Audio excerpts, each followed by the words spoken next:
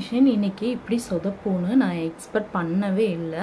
ரொம்பவே சொதப்பிருச்சு. என்ன ஆயிடுச்சுன்னா, எம்ப்ராய்டிங் ஃபினிஷ் பண்ணுற ஸ்டேஜில் வந்து இந்த செட்டிங்ஸ் வந்து ஷட்டரோட செட்டிங்ஸ் வந்து மாறி நாம் ஒன்று நினச்சா அது பாட்டுக்கு வேறு ஒன்று நடக்கும்னு சொல்லுவாங்கள்ல, அந்த மாதிரி தான் இன்றைக்கி எனக்கு நடந்துருச்சு. ஸோ நான் இன்றைக்கி ஒரு எம்ப்ராய்டிங் ப்ளவுஸ் வந்து டெலிவரி கொடுக்க வேண்டி இருந்தது. ஆனால் ஆன் டைமில் கொடுக்க முடியாது. ஏன்னா என்னோடய மிஷின் வந்து கொஞ்சம் மக்கர் பண்ண ஆரம்பிச்சிருச்சு. இந்த ஷட்டர் வந்து அலைன்மெண்ட் வந்து சேஞ்ச் ஆயிடுச்சு லைட்டாக.